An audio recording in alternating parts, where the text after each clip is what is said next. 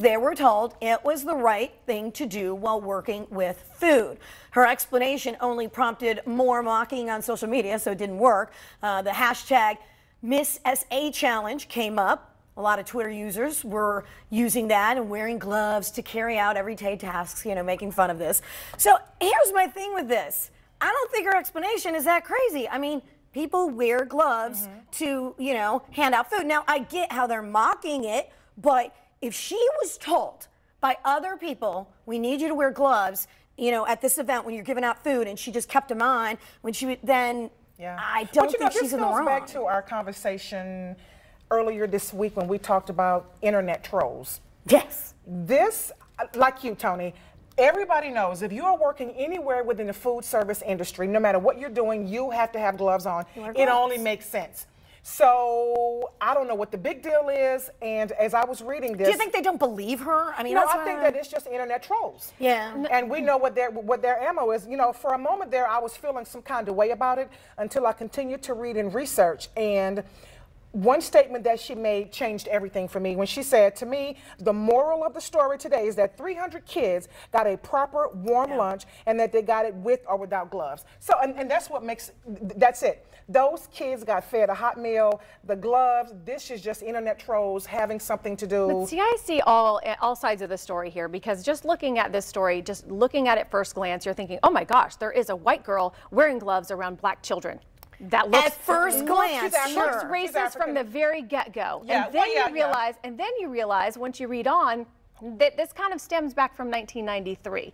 1993, South Africa actually was they elected the first black Miss South America, the first black in South America. And that was a big deal because a lot of the media outlets didn't cover that because she was black. And so they didn't want to cover that. So where the story begins, it looks as though it began in South Africa. So that's where a lot of the animosity would come from years before. But then I wanted to actually look up and see, are there any pictures of her hugging the black children without her gloves on? There's only one website. One site, BBC News, that actually put something on there. But there is this wasn't posted. Well, this was not on there. There was just one picture they grabbed a hold of, and they didn't do the research to see, is this fake news? Is this something that just automatically screams racist, behavior? And so they just grab a hold of it and they run with it and it goes viral. And so that's what infuriates people and creates more racism. Okay, but hold on. Before you go further, let me point out what you said in the beginning, which when you just look at the picture, and I contend, and I know this happens because people do those Facebook things where I'm going to do an experiment. Read this and tell me in one word how we met, right? And so many people don't even read anything. So they look at a picture or look at a post, and like you were saying, when you just look at that picture, you might assume, oh my God, look at what she's doing. And then, so but we're human. We judge immediately. We're human. That's what you do. Immediately. Is that the fault of the journalists who were taking the pictures that they just didn't, maybe they weren't even thinking that way? Or is that the fault of people who just are making an assumption and not bothering to read or look or anything? I mean. And that's fine to think something or to judge immediately, but to put it online and to post it and for it to go where viral you go to the internet troll and to ruin this girl's reputation. And she's possibly not a racist. Maybe she is. Maybe she's not. But that's not for us to judge. Right. But there's also a video up of her playing with the kids, running around, a boomerang video, and she does not have the gloves on. Right. So if she was racist and didn't want to touch them, she would have had them on for that too. So no, I'm not buying that. All right. Well, now moving on to something else that's getting a lot of backlash. Earlier this week, footage surfaced of an Orlando police officer pulling over Florida State Attorney Aramis Ayala in a June 19th traffic stop. It lasts for a little over a minute after two officers find out who she actually is. So by Wednesday, the video had been viewed millions of times, sparking outrage. Take a look at this. What agency are you with? I'm the state attorney. Okay. All right. Thank you. Your tag didn't come back. Never seen that before. I'm sorry? Yeah. We're good now. So it was. We ran the tag. I've never seen it before. A Florida tag. It's never come back to anything before. So that's the reason for the stop. What was the tag run for? I'm sorry? What was the tag run for? Oh, we run tags all the time, whether it's at traffic lights and that sort of stuff. That's how we figure out if, cars are stolen and that sort of thing. Also, the windows were really dark. I don't have a tint measurer, but that's another reason for the stop. Do you guys have cards on here? Yeah. And there were those who actually accused the officers of racial profiling, but Ayala herself and local experts say it was a routine traffic stop that appeared to fall within the parameters of normal police procedure. So this is a very interesting thing. This is another jump to conclusion just off of what you see. What do you ladies think? Okay, and then there's radio silence. So, Well, no, I mean, I'll tell you what I think. First of all, I figured that cops did that all the time. You know, that they're probably sitting at lights and running plates. Because I'm really sure that's their you job. know, but yeah, you know, meet that quota. I would too if I was bored. You know, if I'm sitting at a long light, I probably, if I was a cop, I'd probably like, might as well, and you don't put in the thing.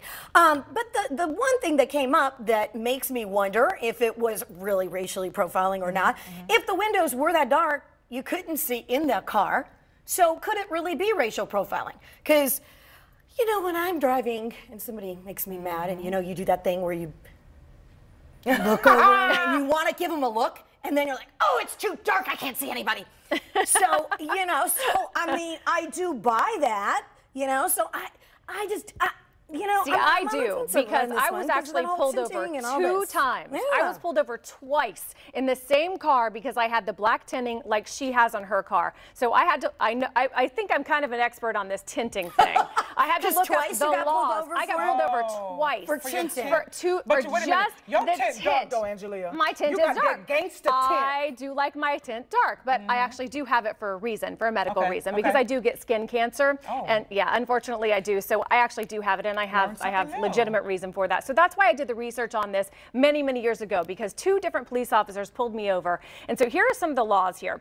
This is the state of Florida, and we actually have some of the most interesting laws, because ours, the front cannot be any darker than a 28 tint, the back of 15, and the rear of 15. So mine is a 5 on mine. So that means it's the darkest that it can be. And actually, is it dark? Is yours super dark, and you can't see in. And you can't see in, and that's what this state attorney had actually. And so the police officers that pulled me over were both very nice and very explanatory to say, you know what, this makes us actually ask and think, who's in that car? Because that's probably what those cops we can't pull up next to you, and we can't see in. This is actually a problem for you not being able to see out as well. And so it's on both sides of the coin, the black tinting. Well, and if they couldn't see in the car and they're sitting at a light and they're like, they're wondering what's going on. That it wasn't registered to anybody. Which That's the think, part I don't buy. I am waiting for the story to come out. Was it a state car? Is it a state? It was a white Ford Focus. It was unmarked, so I'm not sure if it was a state. Yeah. But you know, I think it was a state car, because when she handed him her license, he said, "Which department do you work for?" So how did he know? So that must have meant that maybe it was. But I'm waiting for more to come out about that tag. It's extremely unfortunate, and y'all know, me being the resident black, I am going to say it was racial profiling. It's right now, racial profiling is so, it's like they're trying to make it the new normal. And we as African Americans are trying to fight that. Racial profiling. It happens every single day. If you couldn't see into that car, how do you say it's racial profiling? Yeah. They claim they could not see into the car. Okay, so you're not necessarily believing. Right. She made a comment that said, and we're going to go here to a screen. She actually made a comment saying that the tint was completely legal. The first thing she says, as you can see, to be clear, I violated no laws. The license plate, while confidential, was and remains properly registered. The tint was in no way a violation of Florida law. Okay, but I have legal tint on my car right now, and I'm mad as heck because I feel like you can see in my car too much, but because I'm old and blind, I really needed that level. So if her tint was legal, how was it too dark for them to see inside to see who it was? I don't know. Well, I mean, you're saying yours is legal, and yours to me mine is hers not is not legal. Mine is not legal. Yours I actually have a prescription to tint mine that dark. You can get prescriptions I actually do. I do, because that's how you make it legal, and you have to file it with the state, because you have to make it, you know, legal, because it's illegal to have a 5%. So. Yeah, you learn something new every day. I think we're going to hear more about this, because I think that Sister Girl plans to do something about this. She well, handled if it very calmly. She's the person who, she's the attorney, she can do what she wants. She'll go and, you know, she'll pursue it. If I were her and I felt it was unjustified and I was getting racially profiling, I would definitely pursue that. All right. Well, we're going to switch gears here now to talk about money and relationships. A recent survey found that more than 1 in 5 women say they would not date someone who made less money than them. However, men, they said they didn't seem to have such an issue with an off-balance income. Hashtag really. Okay, so ladies, I'm going to throw it out there. When it comes to you dating your boos, does the amount of money they make really does it really matter? Not me, not to me. I don't care if they make less at all. I knew Yeah. it. But here's the thing. Here's the thing. I'm not going to say no just for TV. I'm going to be organic and say, But here's the thing, Angelia. Okay, let's say that happens because, of course, there are millions of women who have this. He gets sick. He can't work. Well, that's different. Okay, if you're already in the relationship with somebody, you've already established a relationship and foundation. Hold on. You're going into the relationship because that is something that is important to you, that he makes more money. Now he's sick or disabled. Maybe he dies. Maybe he loses his job. Well, just if he gets dies, fired. then oh well, next. But just gets fired, so all of a sudden he's not. So what does that mean? Does that mean you are not going to dump him because the premise that you started the relationship is no longer there? That's totally different. I mean, when you're beginning a relationship, what are we beginning a relationship on? We're beginning it on looks, superficial things. So that only comes into play because you need to have a foundation of a relationship. And I'm not getting into a relationship and going to build upon something of where somebody doesn't have financial stability. Well, you're not. If you No, she don't didn't have say it. The question You're isn't going to take stability. me down the question with is you. if they make I'm not more doing money it. than you. The question is not financial stability. The question is if they make more money than you. If you make more money and you have financial stability and you have what we were reading in this article was about credit scores and credit scores. But the question still is, would you date someone who makes less than you? Isn't that your question? Yeah. The answer is still no. Okay, but then it's okay if you are in a relationship and they lose their job or get fired if they then make less, or would you dump them? No, and there's a creditscore.com dating site. Oh, You will not answer that question. I found it when I was looking the story up, and it's hilarious. Oh my gosh.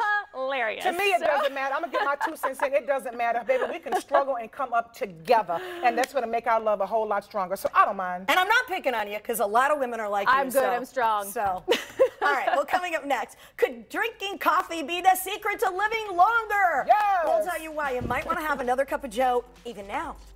Nah.